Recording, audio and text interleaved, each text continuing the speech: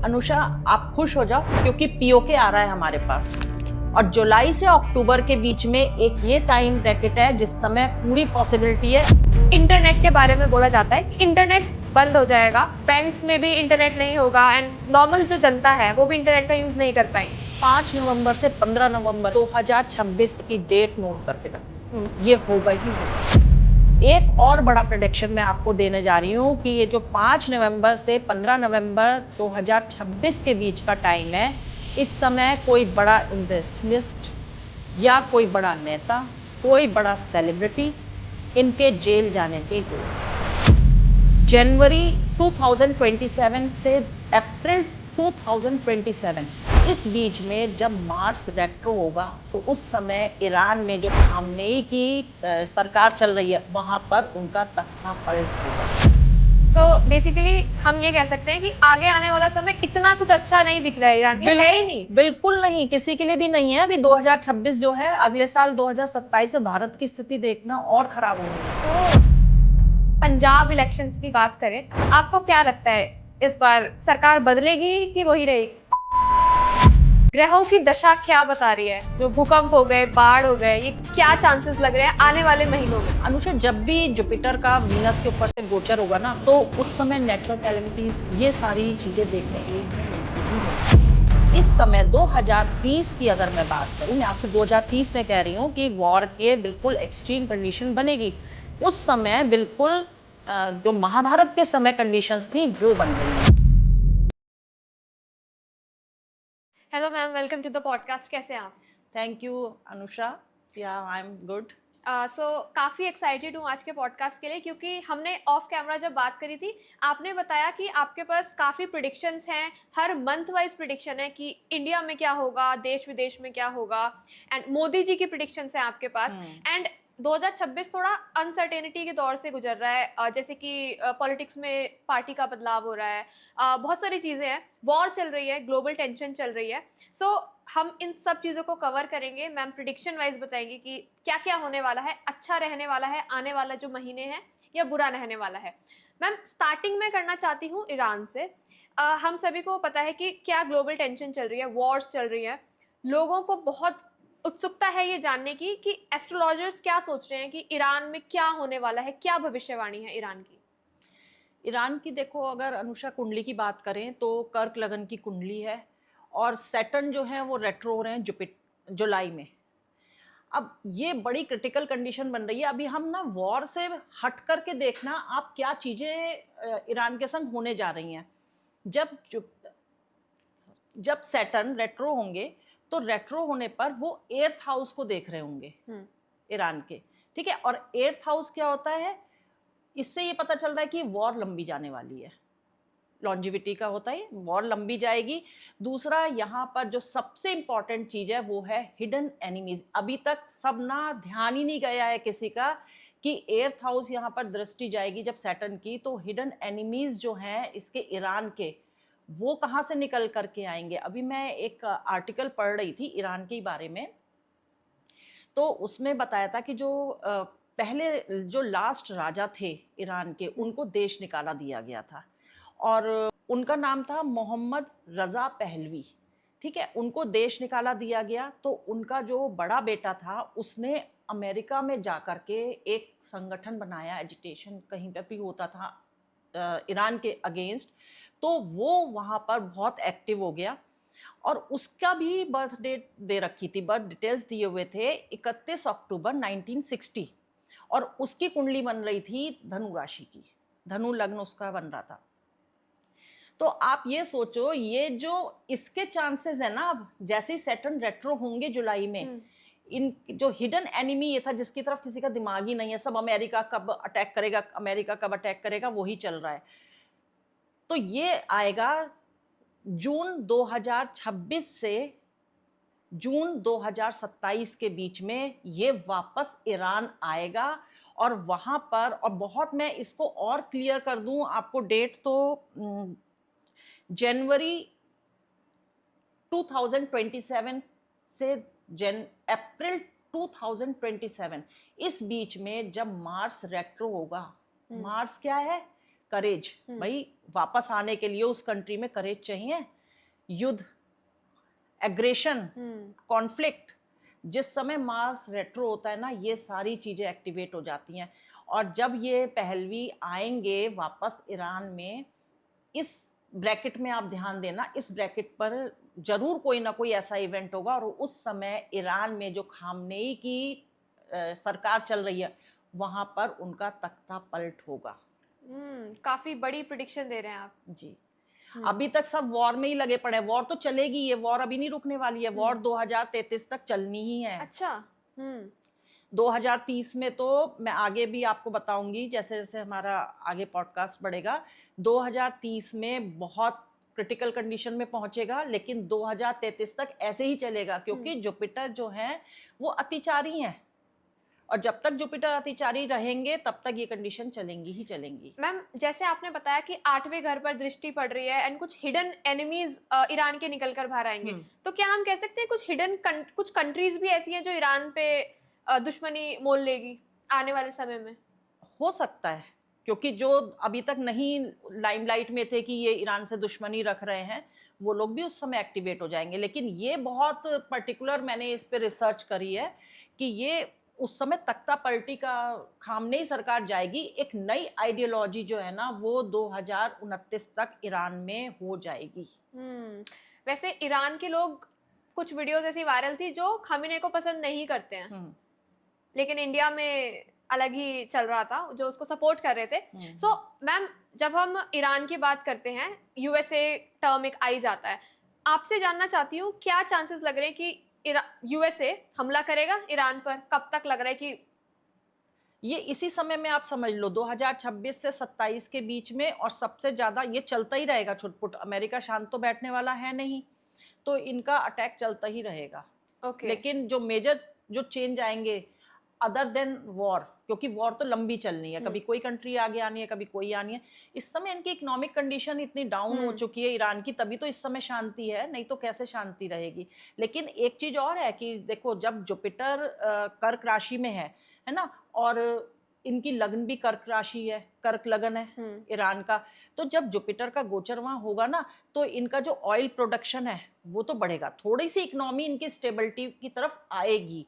लेकिन जुपिटर जहां बैठता है वहां पे लॉस बहुत करता है, क्योंकि इतना हैवी प्लेनेट है, वो जहां बैठेगा उसकी दृष्टि बहुत अच्छी होती है, लेकिन जहां बैठेगा वहां पर लॉस जरूर करेगा। तो फर्स्ट हाउस होता है किसी भी, जिसकी भी हम कुंडली देख रहे हैं, उसकी पर्सनैलिटी वो क्या है दुनिया के सामने। तो यहाँ पर ईरान के ऊपर ना उसका इमेज डाउन होना, उसके अंदर जो भी उसका शासक है, इस समय खामनेई की जो सरकार चल रही है, सरकार पे आघात जरूर होगा। सो बेसिकली हम ये कह सकते हैं कि आगे आने वाला समय इतना कुछ अच्छा नहीं दिख रहा है ईरान के लिए, है ही नहीं। बिल्कुल नहीं, किसी के लिए भी नहीं है। अभी 2026 जो है, अगले साल 2027 से भारत की स्थिति देखना और खराब होनी है। ओह अच्छा। क्योंकि आप देखो ना, अगर आप संवत्सर तो सब सुन ही रहे हैं कि ये रौद संवत्सर चल रहा है, इसके बाद आ जाएगा क्रोधन, फिर क्षय, क्षय मतलब लॉसेस। 2033 के बाद आएगा प्रभव, वो पहला संवत्सर होता है जहां पर नई सृष्टि की रचना होती है।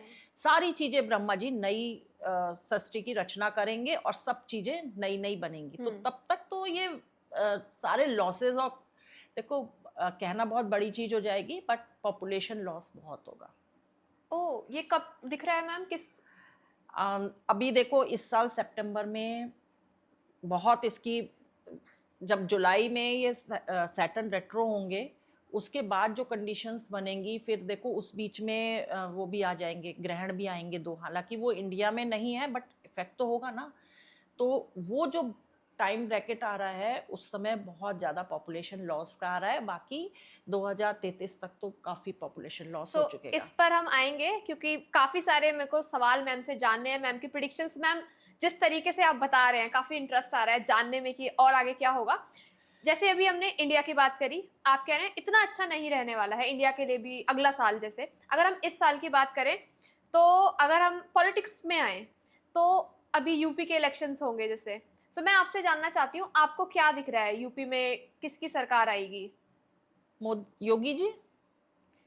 योगी जी का देखो कुंडली आप समझो, योगी जी की जो लग्न है वो है सिंह लग्न। और उसके मतलब लग्नेश ही केंद्र भाव में बैठे हैं सूर्य, तो ये तो एक शेर की सिंह की राशि वो है, कुंडली इतनी प्रभावशाली है कि कोई हरा ही नहीं सकता। इवन देखो इनके तो प्राइम मिनिस्टर बनने के भी योग हैं कुंडली में, लेकिन हम यहाँ पर कुछ कह नहीं सकते क्योंकि मोदी जी जो है ना वो अपने डिसीजन से अचंभित ही करते हैं और हमेशा कोई नया फेस ही लेकर के आते हैं। बट अगर ऐसा कोई ऑप्शन रहा कि अपनी पार्टी में से ही किसी को चुनना है तो योगी जी जो है वो फर्स्ट प्रेफरेंस रहेंगे, अपने चार्ट के अकॉर्डिंग भी और अपने जो पब्लिक, देखो किसी राजा का सबसे पहला चीज क्या देखी जाती है कि पब्लिक से कितना कनेक्शन है, और लोग मतलब भगवान मानते हैं योगी जी को, जो और सब उन्होंने जो अपनी ड्यूटीज पूरी करी हैं, जिस तरह से उनका अपने देश के लिए डेडिकेशन है, तो योगी जी प्राइम मिनिस्टर बनने की कैपेबिलिटी रखते हैं। बट बनेंगे कि नहीं बनेंगे, कुंडली भी सपोर्ट करती है। देखो अनुषा क्या होता है कि आप ना खाना आपके सामने रखा हुआ है, बट जब तक वो आपके मुंह तक नहीं जाएगा तब तक आप नहीं कह सकते ना कि उस खाने का आपको स्वाद मिल रहा है।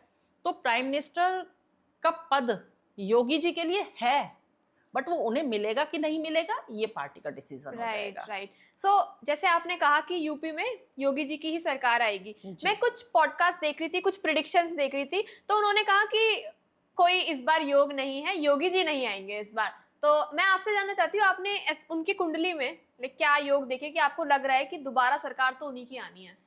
भाई सारे प्लैनेट्स उनको, सारी दशाएं उनको फेवर कर रही हैं, और सबसे बड़ा अगर आपका लग्नेश स्ट्रांग है, जुपिटर आ जाएंगे सिंह राशि में, वो भी उनके लग्न को सपोर्ट करेंगे। सिंह बैठा है, जो देखो लग्नेश केंद्र में बैठ जाना और लग्नेश का स्ट्रांग होना ही बिल्कुल कुंडली को अलग ही डायरेक्शन में ले जाता है। और जितने भी दशाएं आएंगी, जितने भी गोचर हो रहे हैं, सारे इनके फेवर में है। और प्लस इनका जो अपना एक प्रैक्टिकली अगर आप देखो कि पब्लिक इनको, पब्लिक राजा बनना, देखो 4th हाउस और 10th हाउस ये होते हैं पब्लिक और पॉलिटिक्स के लिए, और ये सब सपोर्ट इनको मिल ही रहा है, तो इनको कोई रोक ही नहीं सकता। राइट। बट हाँ अपॉर्चुनिटी मिले तो। सो ये आपने काफी प्रिडिक्शन बड़ी करी कि ये हो सकता है कि शायद वो प्राइम मिनिस्टर के पद पर भी, उनके ऊपर, उनके साथ आई बिलीव दैट उनके पास वो क्वालिटीज हैं कि वो देश को संभाल सकते हैं। अभी के मोदी जी के अलावा अगर आप कोई देखोगे तो फिर योगी जी ही हैं। जैसी हमारे देश में कंडीशंस हैं, जिस तरह की सिचुएशंस चल रही हैं, और जो एक डर बना हुआ है बहुत सारी चीजों को लेकर के, तो वहाँ पे योगी जी ही हैंडल कर सकते हैं मोदी जी के बाद उस चीज को। और नहीं तो ये सीएम के पद पे तो बने ही रहेंगे। सीएम के पद पे कोई दूसरा सेकंड ऑप्शन है ही नहीं, चाहे आप किसी को भी ले लीजिए। ओके। जैसे हमने यूपी की बात करी है, अगर हम पंजाब इलेक्शंस की बात करें, आपको क्या लगता है इस बार, क्या अब इलेक्शंस होने ही वाले हैं, सो आपको क्या लगता है सरकार बदलेगी कि वही रहेगी? बीजेपी ही आएगी वहां पर। ओके। पंजाब में बिल्कुल आप लिख लो इस चीज को, क्योंकि देखो पंजाब इलेक्शन में अभी तो आम आदमी पार्टी की सरकार है, लेकिन आप देखना जब पंजाब के इलेक्शंस होंगे उसमें वहां पर भी बीजेपी को ही आना है इस बार। दो ही पार्टी वहां पर अपनी पकड़ बना करके रखती हैं, या तो है एक आम आदमी पार्टी और दूसरी है आईएनसी, ठीक है। लेकिन आम आदमी पार्टी की तो कंडीशन बहुत खराब होकर के रखी हुई है इस समय। अगर हम केजरीवाल जी जो उनके हेड हैं उनकी ही बात कर लो, तो केजरीवाल जी का शनि जो है वो नीच का है उनकी कुंडली में। ओके। ठीक है, वृषभ लग्न की इनकी कुंडली है, शनि इनका नीच का है कुंडली में, और शनि की 7.5 भी चल रही है और शनि की दशा भी चल रही है। अब एक नीच प्लेनेट की दशा, मतलब इस समय तो केजरीवाल जी को बिल्कुल शांत बैठना चाहिए। 2029 तक उनका कुछ नहीं होने वाला, और जब तक लीडर स्ट्रांग ना हो तो पार्टी कैसे चलेगी। तो पंजाब में इस बार बिल्कुल बीजेपी ही आने वाली है 100%। ओके, मैम ने काफी बड़ी प्रेडिक्शन कर दी है, एंड हम लोग सब वेट करेंगे, एंड बहुत लोग अभी जो बीजेपी सपोर्टर होंगे वो खुश हो गए होंगे, कमेंट्स में बताएंगे सबके सब। सो जैसे आपने बताया मैम कि आप दशाओं से देख के बताते हैं कि ये सरकार आएगी या ये सिचुएशन बनने वाली है। अभी हमने पॉलिटिक्स की बात करी, हम आगे भी थोड़ी और पॉलिटिक्स की बात करेंगे, लेकिन उससे पहले मैं आपसे जानना चाहती हूँ कि आजकल एक चीज काफी वायरल है जो लोग जिसके बारे में बात करते हैं कि जैसे इतने वॉर्स की टेंशन बनी हुई है, सो आपको क्या लगता है कि वर्ल्ड वॉर 3 वो होगा या नहीं होगा, या कब होगा? अनुषा, जैसे आपने वर्ल्ड वॉर के बारे में बात करा, तो वर्ल्ड वॉर एक तरह से अभी चल ही रहा है, मतलब आप उसको फुल ऑन नहीं कह सकते क्योंकि एक प्रॉक्सी वॉर है ना। प्रॉक्सी वॉर मतलब कोई सामने आमने तो आ नहीं रहा है, बस दूर से अपना मिसाइलें भेज रहे हैं और ये सब हो रहा है। लेकिन हाँ, ये सिचुएशन और ज्यादा क्रिटिकल हो जाएगी 2030 में। ओके, आप उसको कह सकते हो कि वो एक्सट्रीम लेवल है वर्ल्ड वॉर का। तो बेसिकली सारे देश एक दूसरे से लड़ रहे होंगे। सारे देश, हाँ, कहीं ना कहीं किसी ना किसी का आपस में कुछ ना कुछ चल ही रहा होगा, लेकिन इंडिया ऐसा होगा, उस पर इफेक्ट तो आएगा, लेकिन वो उस समय अपने को तैयार कर रहा होगा आगे विश्व गुरु बनने के लिए। अच्छा, ये सवाल मैं पूछूंगी आपसे कि इंडिया विश्व गुरु बनेगा या नहीं बनेगा। लेकिन डायरेक्टली वो नहीं वॉर में आएगा, लेकिन देखिए अब जो बॉर्डर पे चाइना है, पाकिस्तान है, बांग्लादेश है, यहाँ से तो कुछ ना कुछ चलता ही रहता है ना, और पाकिस्तान तो कुछ ना कुछ करते ही रहता है। तो वो सब चीजों में जरूर भारत एंगेज रहेगा। इसकी इकोनॉमी भी डाउन हो रही है और होगी, इफेक्ट होगा। देखो, जब पूरा वर्ल्ड में डिस्टरबेंस है तो इंडिया बचेगा नहीं उन सब चीजों से। बट हाँ, अगर आप कहो कि बहुत विलिंगली या बहुत एक किसी से एनिमिटी रख करके इंडिया कर रहा है, वो नहीं। सिर्फ इंडिया पे कोई अटैक होगा, इंडिया उसका जवाब भरपूर देगा। और बाकी ये क्या कर रहा है, ये अपनी ग्रोथ में इस समय आपको क्या लग रहा है इस समय, मतलब ये तो बहुत इंटरनल चीजें हैं, मैं नहीं बताना चाहूंगी, लेकिन हाँ, अभी भी इस पर वर्क चल रहा है कि इंडिया का बेस जो है वो मजबूत हो रहा है आगे की चीजों को देखते। देखो, अभी मोदी जी आए, उन्होंने क्या कहा, गोल्ड मत लो, फॉरेन मत जाओ, है ना। क्यों? कहीं ना कहीं कुछ तो चीजें चल रही है ना अपनी इंडिया को, हम लोग को प्रोटेक्ट करने के लिए। हर चीजें पब्लिकली वो नहीं कहेंगे आकर के, बस जिसको समझना है वो समझ, हिंट्स दे देते हैं वो। बिल्कुल, जिसको समझना है वो समझे। राइट। तो वॉर की जब आप बात कर रहे हो, तो देखो, मैंने अभी आपको बताया कि 2033 तक गुरु अतिचारी हैं। अब मैं अपनी बात को आपके सामने जस्टिफाई करूंगी, महाभारत से बड़ा तो कोई युद्ध हुआ नहीं, ठीक है। तो नेचर में ये जो साइकिल चलता है प्लैनेट्स का, दशाओं का, गोचरों का, ये एक पर्टिकुलर टाइम पे रिपीट हो रहा होता है। और जब ये रिपीट होता है ना, तो इवेंट उस तरह के, एग्जैक्ट मैं नहीं कह रही हूं, बट उस तरह के इवेंट घटते ही घटते हैं, वही हालात बन जाते हैं, वही हालात बनते हैं। इस समय 2030 की अगर मैं बात करूं, मैं आपसे 2030 में कह रही हूं कि वॉर के बिल्कुल एक्सट्रीम कंडीशन बनेगी। उस समय बिल्कुल जो महाभारत के समय कंडीशंस थी वो बन रही हैं। जैसे महाभारत के समय गुरु अतिचारी थे, इस समय भी गुरु अतिचारी हैं। दूसरी चीज होती है, जब भी सैटर्न, राहु, केतु, मार्स, ये सब जब रोहिणी नक्षत्र में आते हैं, तो ये अपना वॉर वाली कंडीशन जरूर एक्सेलरेट करते हैं। जिस समय महाभारत हुआ था उस समय सैटर्न रोहिणी नक्षत्र में थे, और अभी 6 जून 2030 से 12 दिसंबर 2030 तक सैटर्न फिर से रोहिणी नक्षत्र में आने वाले हैं। तो ये दो कंडीशन फुलफिल हो गई। आगे की मैं आपको कंडीशन बताती हूँ।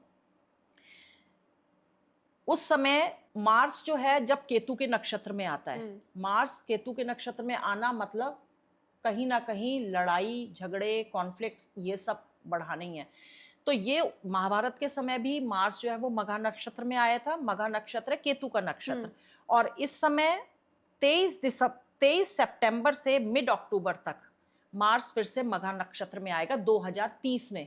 3 कंडीशंस फुलफिल हो गई। चौथी कंडीशन है जब भी इक्लिप्स आते हैं, और इक्लिप्स कब आ रहे हैं? 15 दिन के गैप में। जैसे इस बार भी आए हैं, तो उनका इफेक्ट आया ना, वॉर कितनी बड़ी समय जब ये इक्लिप्स हुए हैं, ठीक है। और ये 2030 में फिर आएंगे, और महाभारत के टाइम में भी ये आए थे, 2 इक्लिप्स आए थे, सोलर एंड लूनर इक्लिप्स 15 दिन के गैप में। इस समय 2 कंडीशन, 2 टाइम पर ये आएगा। 1 जून को आएगा सोलर इक्लिप्स, और 15 जून को आएगा ल्यूनर इक्लिप्स 2030 में। एक तो वो वाला टाइम ब्रैकेट हो गया। दूसरा टाइम ब्रैकेट हो जाएगा 25 नवंबर 2030 को सोलर आएगा, और 9 दिसंबर 2030 को ल्यूनर इक्लिप्स आएगा। तो जो सेकंड वाला इक्लिप्स होगा ना, वो बाकी की सारी चीजों के संग अगर आप देखो और एक टाइम निकालोगे, तो आपको ये जो पीरियड है 2030 का, ये यहाँ पर पूरा महाभारत वाला जो टाइम है वो फिर से वही फेज वापस रिपीट हो रही है। तो आपको उस तरह की कंडीशंस देखने के लिए मिलेंगी ही मिलेंगी। मैम, जैसे आपने बताया कि महाभारत का टाइम रिपीट होता हुआ दिख रहा है 2030 में, तो जैसे हम पॉपुलेशन लॉस की बात करते हैं कि काफी सारे लोग मारे गए, क्योंकि महाभारत में भी यही चीज हुई थी, वो चीज भी दिख रही है आपको, या वॉर एंड टेंशन ही दिख रहा है? नहीं, वो चीज भी आएगी। देखो कहीं ना कहीं बॉर्डर्स पर पूरी वॉर उससे तो नहीं लड़ी जा सकती है ना, डिजिटली आप या मिसाइल वगैरह फेंक करके, वो भी होगी। प्लस जो बॉर्डर पे टेंशन आएंगी वो भी चीजें होंगी, और बहुत पॉपुलेशन लॉस होगा। कोई भी वॉर होगी ना, पॉपुलेशन लॉस होता ही होता है। लेकिन इंडिया स्टिल उससे थोड़ा उभर कर ही बाहर निकलेगा। इंडिया उभर करके बाहर निकलेगा, इन्वॉल्वमेंट होगा, छोटा मोटा होगा अपनी तरफ से। भाई अपने प्रोटेक्शन के लिए तो बोलेगा ही ना राइट, इंडिया। तो लेकिन हाँ, इंडिया बहुत ज्यादा इससे इफेक्टेड नहीं होगा। जब हम वॉर्स की बात करते हैं, सभी को पता है पाकिस्तान की तरफ से कुछ ना कुछ होता ही रहता है, इंडिया पे कभी ना कुछ वो करता ही रहता है। तो आपको क्या लगता है ये जो 2026 अब आने वाले महीने बचे हैं, क्या लगता है पाकिस्तान की तरफ से कोई हमला हो सकता है कुछ, जैसे उन्होंने पहलगाम अटैक करा था या जो भी करा है? बिल्कुल अनुषा, ऐसी कंडीशंस बन रही हैं। ओके। और ये खुशखबरी मैं आपको दे दूं कि पीओके भी आ रहा है हमारे पास। अच्छा, ये काफी अच्छी चीज आप बता रहे हैं, तो इसके बारे में थोड़ा सा बताइए। तो अनुषा आप खुश हो जाओ, क्योंकि पीओके आ रहा है हमारे पास। और जुलाई से अक्टूबर के बीच में एक ये टाइम ब्रैकेट है जिस समय पूरी पॉसिबिलिटी है। और अगर किसी वजह से ये रह जाता है तो दिसंबर में जब सैटर्न मार्गी होंगे और जुपिटर रेट्रोगेट होंगे 2026 दिसंबर में। जिस समय प्लेनेट ये मार्गी या रेट्रोगेट हो रहे होते हैं ना, आप ये समझ लो उस समय जैसे एक ट्रेन चलती जा रही है और एकदम जा करके वो टकराई, मतलब उसको अपनी डायरेक्शन चेंज करनी है, तो उसने एकदम कस के ब्रेक लगाया। ब्रेक लगाने से क्या, फ्रिक्शन डेवलप हुआ, फ्रिक्शन ने एक प्रेशर क्रिएट करा। तो जब भी कोई प्लेनेट चल रहा होता है ना अपनी नॉर्मल गति से, और वो रेट्रोगेट होता है या रेट्रो से मार्गी हो रहा होता है, तो उस समय ऐसे ही टाइम बनता है। तो ये कुछ दिनों का समय ऐसा होता है कि जो हम स्टेशनरी फेज कहते हैं, और उस समय सबसे स्ट्रॉन्ग रिजल्ट्स आते हैं। तो इसीलिए मैंने आपको दिसंबर भी बोला है। वैसे तो जुलाई से अक्टूबर तक का टाइम आप समझ के चलो कि ये, हाँ, 2026 में जुलाई से अक्टूबर तक का टाइम ऐसा है कि जिस समय पीओके हमारे पास आ सकता है। और दूसरा जो टाइम आएगा वो आएगा दिसंबर का टाइम। काफी अच्छी खबर आपने सुनाई है, काफी अच्छा लगा सुनकर आपने जो ये प्रिडिक्शन बताई है। इवन आपने सिर्फ बोला नहीं, आपने एक्सप्लेन करके बताया कि ये ट्रांजिट हो रहा है, ये रेट्रोगेट हो रहा है। हमें तो इतनी नॉलेज नहीं है, लेकिन हाँ आप समझ पा रहे हैं चार्ट पढ़कर। अभी मैं आपको और बता रही हूँ क्यों पीओके लैंड क्यों कह रही हूँ मैं, क्योंकि मार्स भी तो आना चाहिए ना वहां पर। देखो जब ये इसका गोचर हो रहा है ना जुपिटर का, में वृषभ राशि की लग्न है, वृषभ लग्न में इंडिया है, ठीक है। और जो गोचर हो रहा है वो हो रहा है थर्ड हाउस पर इंडिया के, और इंडिया के थर्ड हाउस में 5 प्लेनेट बैठे हैं।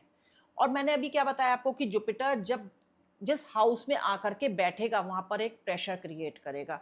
थर्ड हाउस है हमारा बॉर्डर, हमारा पड़ोसी। ओह अच्छा। ठीक है।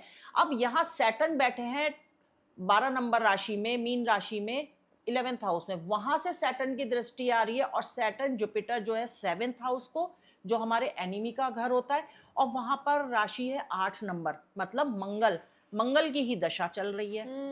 और वहां से अपने लाभ भाव 11th हाउस को सैटर्न और जुपिटर थर्ड हाउस को एक्टिवेट कर रहे हैं, 7th हाउस को कर रहे हैं, एंड 11th हाउस को कर रहे हैं। ये पूरी जो कंडीशन है ये बता रही है, और संग में चल रही है मंगल की दशा भारत की।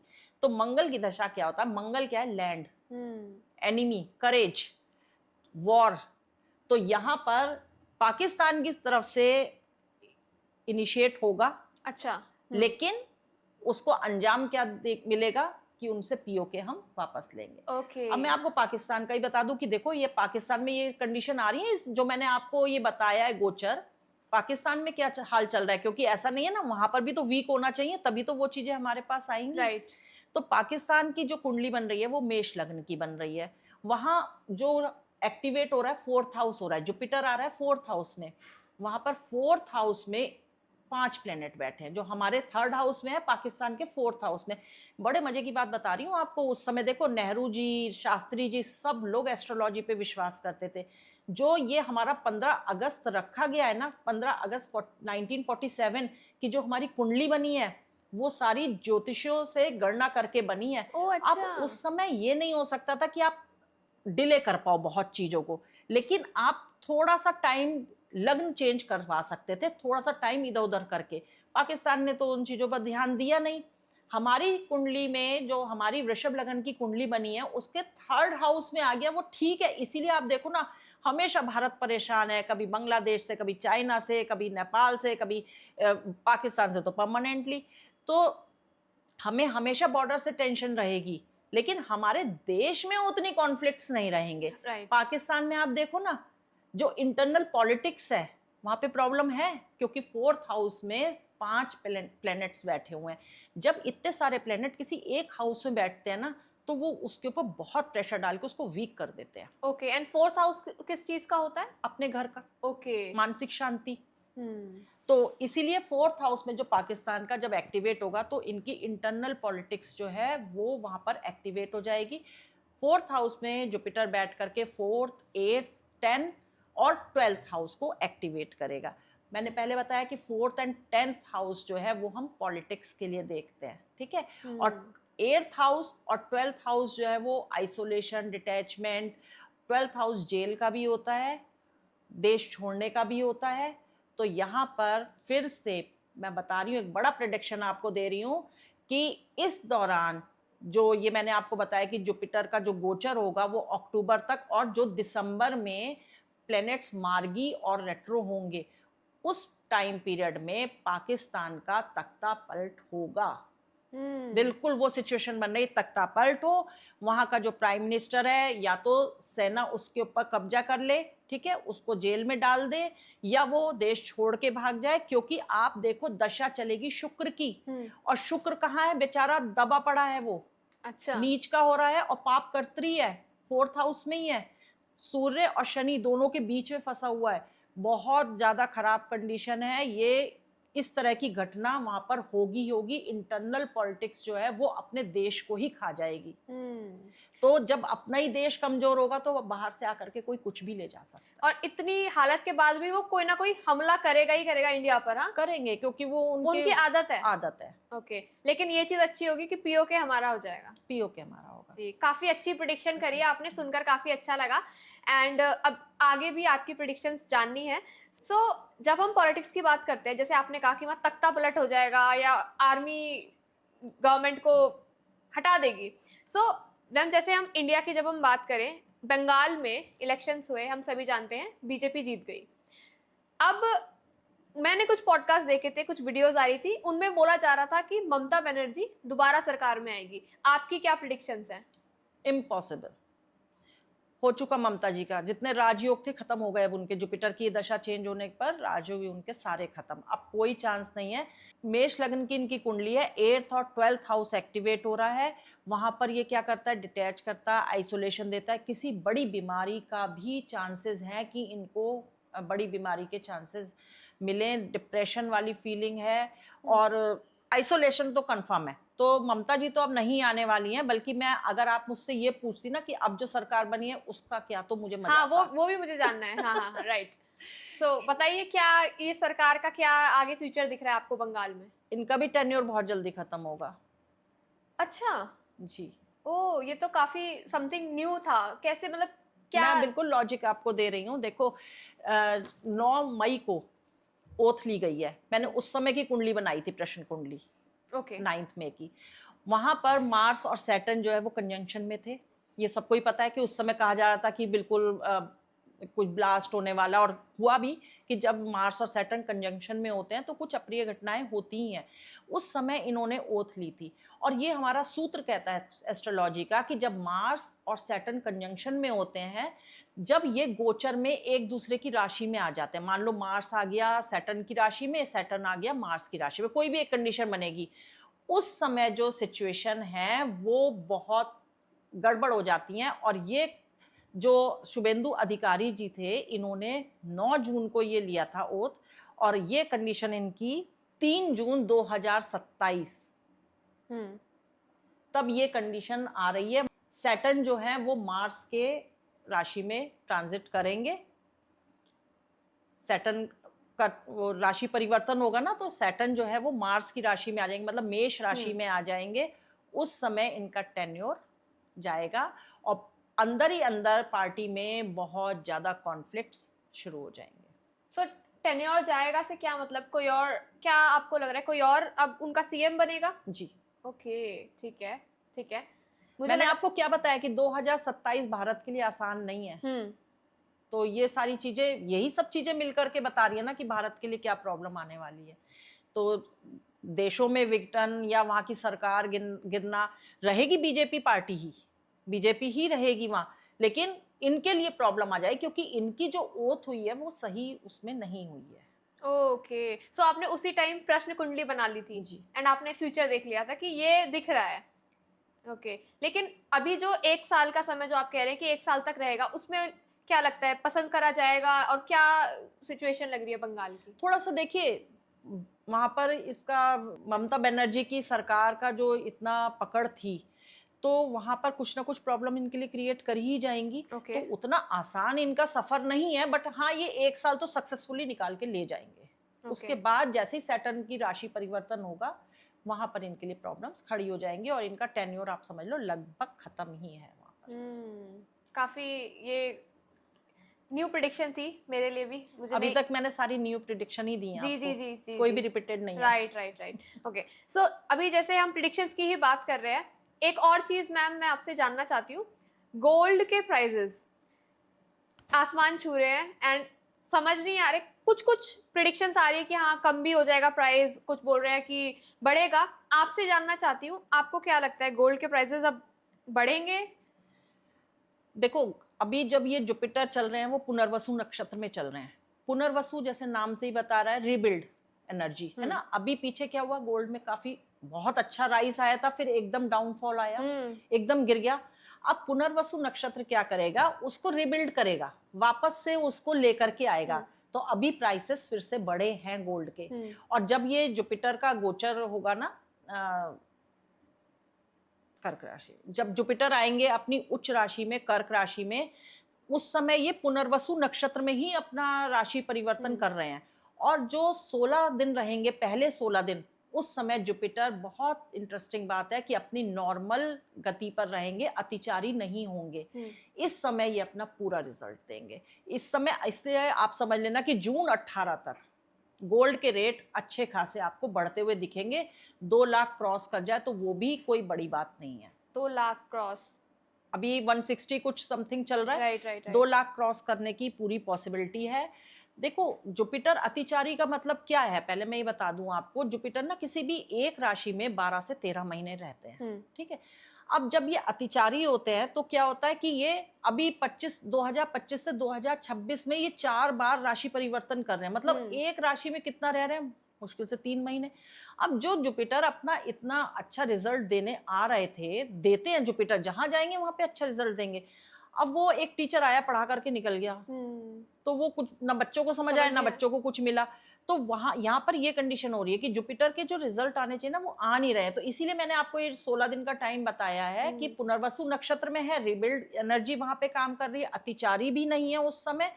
तो ये जो पीरियड है, यहाँ पर गोल्ड के रेट बढ़ सकते हैं। फिर उसके बाद फिर से डाउनफॉल होगा, क्योंकि जुपिटर बैठेंगे वहां पर तो थोड़ा सा प्रॉब्लम आएंगी, प्लस और जो कंजंक्शंस बनेंगे। दूसरा जो इनका टाइम आएगा, जब जुपिटर आएंगे 31 अक्टूबर को सिंह राशि में। सिंह राशि इनकी मित्र राशि होती है, सूर्य की राशि है।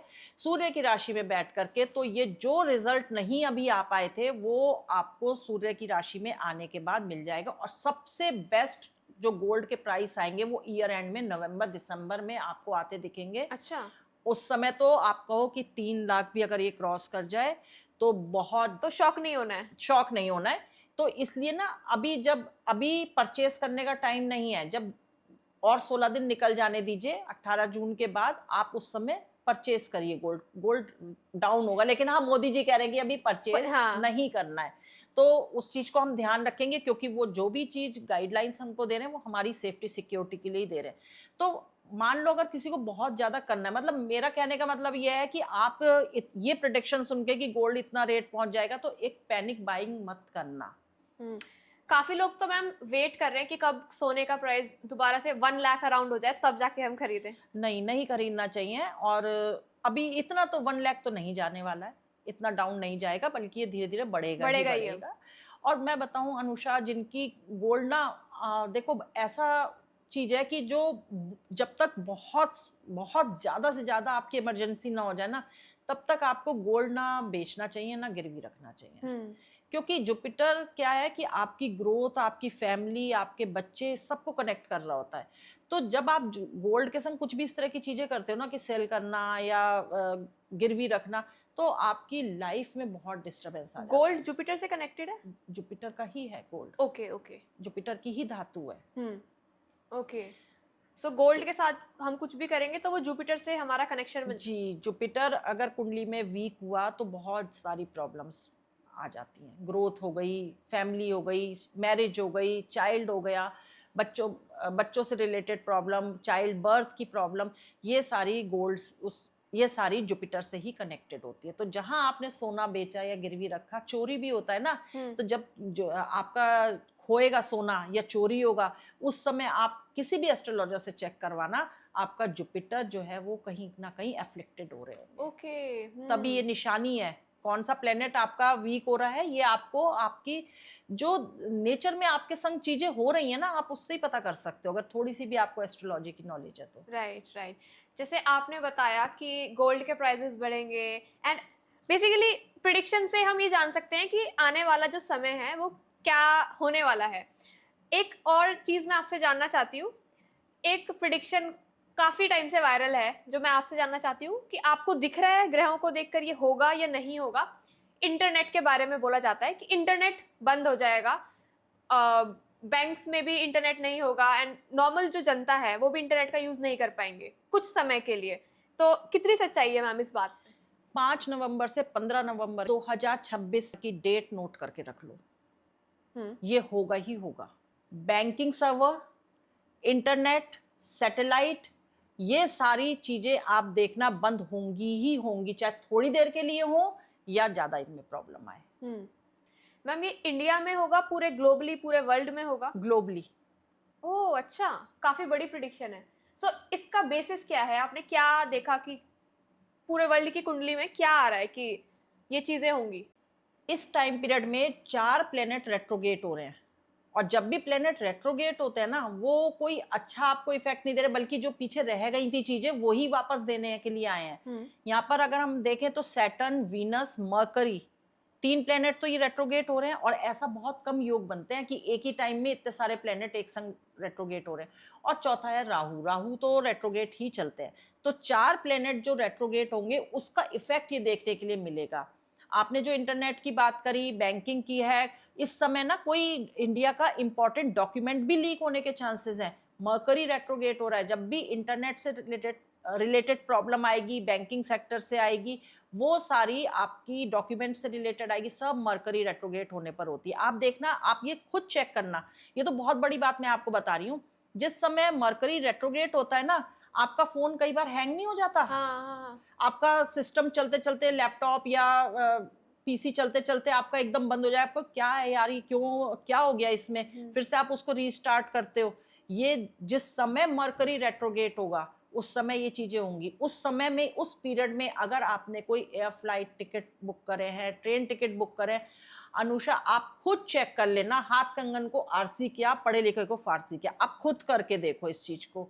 उस टाइम पीरियड को आप नोट करना, वो टिकट आपके किसी ना किसी वजह से कैंसिल होंगे ही होंगे, आपने उस टाइम पीरियड में जो करा होगा। टिकट चाहे कैंसिल फ्लाइट कैंसिल हो जाए, फ्लाइट रीशेड्यूल हो जाए, या आप किसी वजह से ना जा पाओ, आपको टिकट कैंसिल करने पड़े, जब भी मरकरी रेट्रोगेट होगा ये चीजें होती ही होती हैं। और इस पीरियड में वायरस के भी फैलने की बहुत ज्यादा पॉसिबिलिटी है, क्योंकि वीनस और राहु दोनों चीजें आ रही हैं यहाँ पर। मेडिकल इमरजेंसी होने के पूरे यहाँ पर चांसेस हैं।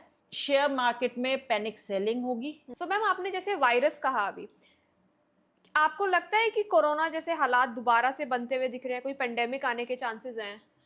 उतने नहीं होंगे। देखो कोरोना आया था फर्स्ट टाइम, तो हम लोग we were not prepared that time, है ना, तो वैसी कंडीशन नहीं आएंगी, लेकिन हाँ सिमिलर टू दैट उस तरह की चीजें हमें फेस करने के लिए मिलेंगी। मेडिकल इमरजेंसीज भी होंगी, लेकिन अंडर कंट्रोल रहेंगी सिचुएशन। ये 2026 में ही होगा? 2026 में ही, 5 नवंबर से 15 नवंबर के बीच में।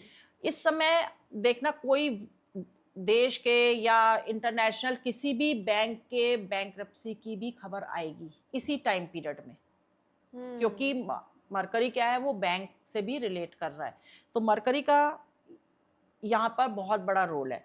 एक और बड़ा प्रेडिक्शन मैं आपको देने जा रही हूँ कि ये जो 5 नवंबर से 15 नवंबर 2026 के बीच का टाइम है, इस समय कोई बड़ा इंडस्ट्रियलिस्ट या कोई बड़ा नेता, कोई बड़ा सेलिब्रिटी, इनके जेल जाने के योग हैं। कोई बड़ा नेता या कोई बड़ा पर्सनालिटी जो काफी फेमस है लोगों के बीच में, कंट्रोवर्सी में फंसेंगे और उनके जेल जाने के योग भी बनेंगे। तो ये टाइम पीरियड हमारे लिए बहुत इंपॉर्टेंट होने वाला है। इतना उथल पुथल भरी पड़ी है ना 2026 में कि आप प्रेडिक्शन मांगते रहो, कुछ ना कुछ वहां से आएंगे ही आएंगे। चीजें इतनी हो रही है क्योंकि जब जुपिटर अतिचारी रहेंगे ना, और ये चीजें इसी साल नहीं है, आप देखना 2033 तक आपको इसी तरह की मोर और लेस सिचुएशन देखने को मिलेंगी ही मिलेंगी। जैसे आप कह रहे हैं कि किसी बड़े नेता की कोई प्रिडिक्शन आपने बताई है, ऐसा कोई चांसेस दिख रहे हैं कि किसी बड़े नेता की कोई डेथ की कोई प्रिडिक्शन हो जो आपको 2026 में दिख रही हो, क्योंकि समय तो अच्छा नहीं चल रहा है? अनुषा, डेथ प्रिडिक्शन ना मैं इस तरह से नहीं कर पाती हूँ, बहुत मतलब कंफर्टेबल नहीं फील करती हूँ, और ना करना चाहिए मुझे ऐसे ओपन प्लेटफॉर्म पर। बट हाँ, मैं आपको एक टाइम पीरियड दे रही हूँ। उस टाइम पीरियड में सचेत रहने की हर किसी को बहुत ज़रूरत है। वो टाइम है 20 जून से लेकर के 30 जून के बीच का। वो बड़ा क्रिटिकल टाइम होने वाला है क्योंकि वहां पर ना मंगल अपनी राशि परिवर्तन कर रहे हैं। मंगल इस समय मेष से वृषभ में जाएंगे, और जब मंगल अपना किसी भी राशि में आने के टाइम और जाने के टाइम, ये बहुत बड़े इवेंट दे करके जाते हैं। और मंगल हमेशा चीजें मतलब कुछ फायर, कॉन्फ्लिक्ट्स, एक्सीडेंट्स, ये सारी चीजें हम मार्स से ही देखते हैं। तो मार्स का जब राशि परिवर्तन होगा, इस तरह की चीजें हो सकती है, तो सावधानी बरतने की जरूरत है। ओके मैम, जैसे अभी आपने कहा कि मार्स से हम फायर की चीजें देखते हैं, सो लास्ट ईयर भी इसी टाइम के अराउंड प्लेन क्रैश हुआ था, एंड सो मैं आपसे जानना चाहती हूँ आने वाले समय में कुछ प्लेन क्रैश जैसी कोई प्रिडिक्शन आपको दिख रही है? जैसे मार्स का मैं आपको बता रही हूँ कि फायर, एक्सप्लोजन, ये सब चीजें होंगी। तो जब मार्स सितंबर में अपनी नीच राशि कर्क में आएंगे, ठीक है, ये टाइम पीरियड रहेगा सितंबर से अक्टूबर के बीच का। यहां पर एक कंजंक्शन और बन रहा है, मार्स का राहु के संग षडाशक योग बन रहा है, ठीक है, 8-6-8 का जो योग बनता है, तो वो अच्छा नहीं होता। वो यहाँ पर अंगारक योग बना रहा है। एक तरह से अंगारक योग अगेन किसी एक्सप्लोजन, प्लेन क्रैश, इस तरह की पॉसिबिलिटी दे रहा है। और मार्स का इन्वॉल्वमेंट है अपनी नीच राशि में, तो वहाँ पर ये चीजें होंगी। और ऑलरेडी वहाँ पर 5 प्लेनेट हैं, तो किसी बड़ी घटना को हम मान के चल सकते हैं। एक दूसरा टाइम रहेगा 20 जुलाई से 5 अगस्त के बीच में। इस समय मार्स और राहु जो है वो सैटर्न के नक्षत्र में रहेंगे। मार्स और राहु जब सैटर्न के नक्षत्र में आते हैं ना, वो भी एक विस्फोटक सिचुएशन को क्रिएट करते हैं। जैसे आप विस्फोटक कह रहे हैं, क्या आप बॉम्ब ब्लास्ट जैसी चीजें कह सकते हैं कि ऐसे कुछ हालात दिख रहे हैं? बिल्कुल। ओके। फॉरेस्ट फायर हो गई, एक्सप्लोजन हो गए, प्लेन क्रैश हो गए, ये सारी चीजें आपको देखने के लिए मिलेंगी। हो सकता है इसी टाइम में आपको जैसे ऑपरेशन सिंदूर जैसी चीजें देखने के लिए मिली थी, वैसा ही फिर से भी देखने के लिए मिल जाए। जैसे आपने कहा कि कुछ ना कुछ पाकिस्तान तो करेगा ही। जी। ओके। अभी जैसे हम ऑपरेशन सिंदूर की बात करी है, मैंने सोचा कि टॉपिक को थोड़ा डाइवर्ट करा जाए। सो मैम, जब हम पॉलिटिक्स की बात करते हैं, सबसे मेन प्रिडिक्शन जो मुझे जाननी है आपसे, मोदी जी की। सो आपको क्या लगता है कि ये जो आने वाला समय है, ये मोदी जी के लिए कैसा रहने वाला है? यहाँ पर भी मैं आपको एक बहुत नई रिसर्च अपनी देने वाली हूँ। 2027 में मोदी जी की एक नई पारी 100% शुरू होगी। जो रोल में वो अभी हैं, वो रोल उनका चेंज होगा ही होगा। अच्छा। अब ये यहाँ पर देखो, या तो ये किसी इंटरनेशनल प्लेटफॉर्म से में लीडरशिप इनको मिल जाए, ये किसी ने अब तक नहीं बताया होगा। सब लोग अभी तक ये बता रहे हैं कि ये प्राइम मिनिस्टर का अपना टेन्योर पूरा नहीं कर पाएंगे। या तो ये बीजेपी में ही पितामह भीष्म की भूमिका में आ जाए, या फिर ये कोई इंटरनेशनल, इनके ग्रह गोचर इस तरह से बता रहे हैं कि या तो ये कोई इंटरनेशनल प्लेटफॉर्म में इनको लीडरशिप की पोजीशन मिल जाए, या ये भी चीजें आ रही हैं। देखो एक ही प्लेनेट, एक ही हाउस जब एक्टिवेट हो रहे होते हैं ना, तो बहुत सारी चीजों की पॉसिबिलिटी बता रहे होते हैं। तो यहाँ पर ये चीज भी आ रही है कि हो सकता है ये सोशल सर्विस से जुड़ जाए, ये अध्यात्म की तरफ चले जाए, लेकिन जहां भी जाएंगे ये अपनी एक मेजर इमेज रख करके ही चलने वाले हैं। Okay, so basically prime minister का पद तो वो नहीं रहेगा उनका। प्राइम मिनिस्टर का पद पे ये नहीं रहेंगे। क्या लगता है किसके चांसेस आपको लग रहे हैं कि इस इंसान को दिया जाएगा? कोई अगर आप थोड़ा सा कुछ बता पाए। देखिए मोदी जी है वृश्चिक राशि, हम्म। ठीक है, और वहां पर मंगल भी बैठा हुआ है जो लगन लॉर्ड है उनका। मंगल की दशा भी इनकी चल रही है। भाई इनको एनालाइज करना, इनको समझना बहुत मुश्किल है। ये किसको ला करके खड़ा करेंगे नहीं आप कह सकते, ये क्या करेंगे अगले कदम पर। सिक्रेटिव राशि होती है ना, ये जो भी काम करेंगे ये सिक्रेटिव ही रखेंगे उस चीज को। वो एकदम से सामने आएगी, एकदम बम फोड़ते हैं सामने टीवी पर आकर के फिर ये। Okay okay. लेकिन हाँ ये है कि ये कार्यकाल तो नहीं पूरा करेंगे। हाँ प्रधानमंत्री का कार्यकाल ये पूरा नहीं करेंगे, उससे पहले ही इनको अपॉर्चुनिटी मिल जाएंगी इंटरनेशनल प्लेटफॉर्म पर, या वहां से ये कुछ सोशल रिफॉर्म इस तरह की चीजों से जुड़ जाए। मतलब कहीं ना कहीं सोशल सर्विस कनेक्टेड रहेगी इनके संग। जुलाई से नवंबर के बीच में ये अपने मंत्रिमंडल में एक बड़ा फेरबदल करने जा रहे हैं, जिसमें ये कुछ नए चेहरों को भी इंट्रोड्यूस करेंगे। तो काम इनका चल रहा है, सीक्रेटली काम अंदर ही अंदर ये कर रहे हैं। ऐसा इनका सारा ग्रह दशा गोचर सब चीज बता रही है। अगर हम हेल्थ की बात करें मोदी जी की, तो क्या लग रहा है आने वाले समय में हेल्थ किस तरीके से रहेगी उनकी?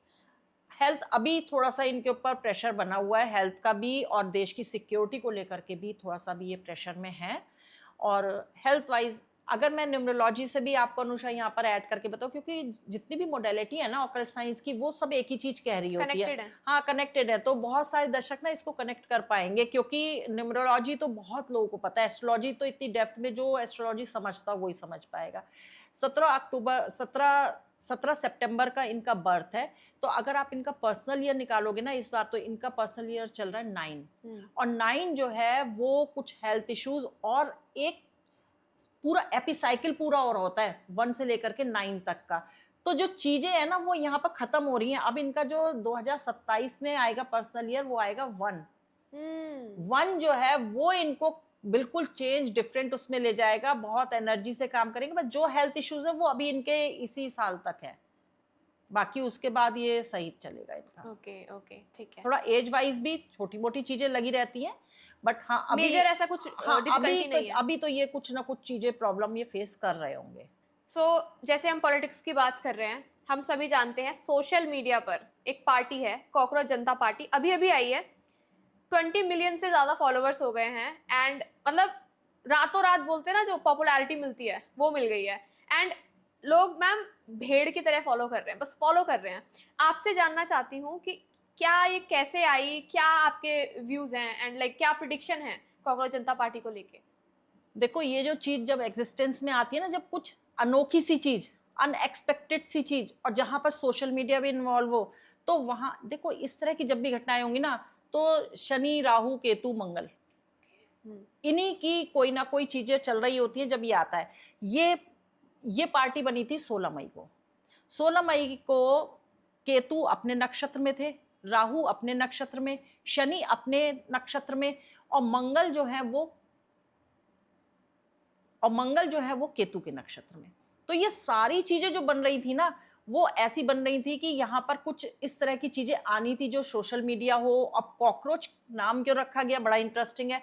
हम एस्ट्रोलॉजी में राहु और केतु को जो है वो कॉकरोच से देखते हैं। अच्छा। और सैटर्न का इन्वॉल्वमेंट आप समझो, सैटर्न जो है उस समय उत्तरा भाद्रपद जो इनका अपना ही नक्षत्र है उसमें थे। जब ये कहा गया एस्ट्रोलॉजी में कि जब भी सैटर्न उत्तरा भाद्रपद नक्षत्र में होते हैं तो व्यक्ति ना उसके अंदर एक छटपटाहट होती है, जैसे वो अपना दुख ना व्यक्त नहीं कर पा रहा होता है, तो वो छटपटाता है। हालांकि वहां से फिर वो रेवती नक्षत्र में चले गए। रेवती नक्षत्र था बुध का। बुध क्या है, यंग जनरेशन। तो यहाँ पर जो यंग जनरेशन की छटपटाहट थी वो निकल करके बाहर आई, और किसकी फॉर्म में आई, राहु अपने नक्षत्र में। तो राहु क्या है, सोशल मीडिया, और राहु बहुत कुछ कनेक्ट करता है दूसरे कास्ट कल्चर से। तो आपने अगर अनुषा ये चीज नोट करी, और जो सैटर्न है ना, सैटर्न होता है जैसे ये किसने बनाई है, अनएम्प्लॉयड जो लोग हैं उनकी है। तो सैटर्न जो अनएम्प्लॉयड लोग होते हैं ना, उनको रिलेट करते हैं हम लोग एस्ट्रोलॉजी में।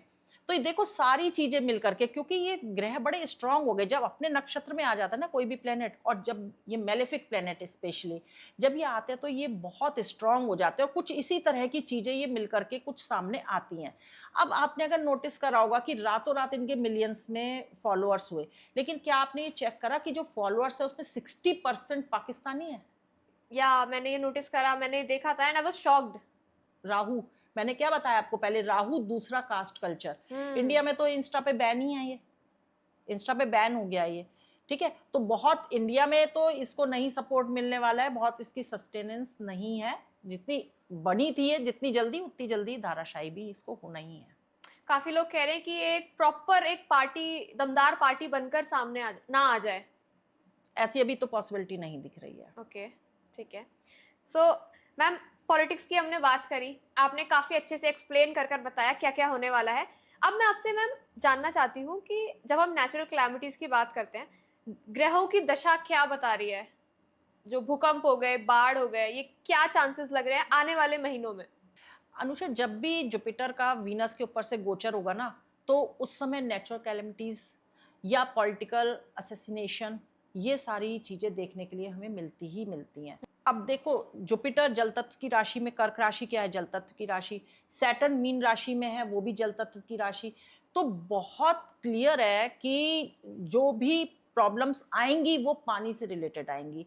एक तो पानी, बारिश की शॉर्टेज कह रहे हैं, अर्ली मॉनसून भी प्रिडिक्ट करा जा रहा है, ठीक है। और दूसरा, जैसे समुद्र में कोई घटनाएं होना, नदियों में कोई घटनाएं होना, पीछे देखो ना कितना बोट डूबी है ना। हाँ। इस तरह की चीजें वो सब यहीं से हो रही है कि वो बीच बीच में कोई दशाएं इस तरह की आ रही हैं। और जुपिटर भाई सैटर्न मीन राशि में, वो भी जल तत्व राशि, उस समय मार्स चल रहा था मीन राशि में सैटर्न के संग, जिस समय ये घटनाएं हुई हैं। तो यहाँ पर कुल मिलाकर के जो घटनाएं हैं, बादल फटना, बारिश होना, हालांकि ये हर साल होता है, लेकिन हाँ इस साल ये चीजें नोटिस में आएंगी कि हाँ ये चीजें ज्यादा हो रही हैं। लैंडस्लाइड होना, ये चीजें, पानी से रिलेटेड जितनी भी प्रॉब्लम्स हैं वो बढ़ करके आएंगी ही आएंगी। लोगों का अपने ट्रिप पे गए थे फ्रेंड्स के संग, पानी में डूब जाना, मर जाना, मतलब ये देखो ज्योतिष ना डराने के लिए नहीं है, लेकिन हाँ अगर आप सुन रहे हो इस पॉडकास्ट को और ध्यान दे रहे हो, तो थोड़ा सा दिमाग में रखने की है कि हाँ हमें इस तरह की एक्टिविटीज नहीं करनी। हम रोक नहीं सकते, बट हम कंट्रोल कर सकते हैं चीजें अपनी अवेयरनेस से। किस मंथ के अराउंड लग रहा है ये आपको? 18 सितंबर को मार्स का अपनी नीच राशि कर्क में गोचर होगा। वो सितंबर से अक्टूबर तक रहेंगे, 18 सितंबर से अक्टूबर तक। तो उस समय ये चीजें होंगी, क्योंकि मार्स क्या एक्सीडेंट है ना, तो इस तरह की चीजें वहां देखने के लिए मिलेंगी ही मिलेंगी। मतलब जल तत्व जो है वो डिस्टर्ब होगा ही होगा। मार्स वैसे भी अग्नि तत्व की राशि है, अग्नि तत्व का प्लेनेट है, तो वहां पर प्रॉब्लम आएंगी ही आएंगी पानी से रिलेटेड। और अनुषा, एक चीज और मैं इसमें ऐड कर दूं आपको कि जब मार्स कर्क राशि में आएगा तो वहां पर पहले से ही हमारे प्लेनेट बैठे हुए हैं, 5 प्लेनेट। तो बॉर्डर पर भी इसी टाइम में आप देखना कि बॉर्डर पे भी टेंशन होगी। कोई पाकिस्तान की तरफ से बॉर्डर LOC क्रॉस करना, तो हमारी खैर ये पॉसिबिलिटीज है। हमारी जो PM मोदी जी हैं वो अपनी सिक्योरिटी को सबको अच्छे से प्रोटेक्ट करके चल रहे हैं, तो उनको अंदेशा है कि ये चीजें होंगी ही होंगी। ओके, ठीक है। सो काफी अच्छा लगा मैम आपके साथ पॉडकास्ट करके। एक चीज मुझे सबसे ज्यादा अच्छी लगी, जिस तरीके से आपने हर एक टॉपिक को समझाया, अपने प्रिडिक्शन का बेसिस बताया कि इस वजह से मैं ये बोल रही हूँ। बहुत अच्छे से आपने एक्सप्लेन करा and I am sure audience को भी अच्छा लगा होगा। कमेंट सेक्शन में जरूर बताना, एंड दोबारा कब आप चाहते हैं कि मैम के साथ पॉडकास्ट हो, ये भी कमेंट सेक्शन में बताना। थैंक यू मैम अपनी नॉलेज शेयर करने के लिए, बताने के लिए कि देश विदेश में क्या होगा, and thank you so much. Last में अगर आप ऑडियंस को कुछ बोलना चाहें।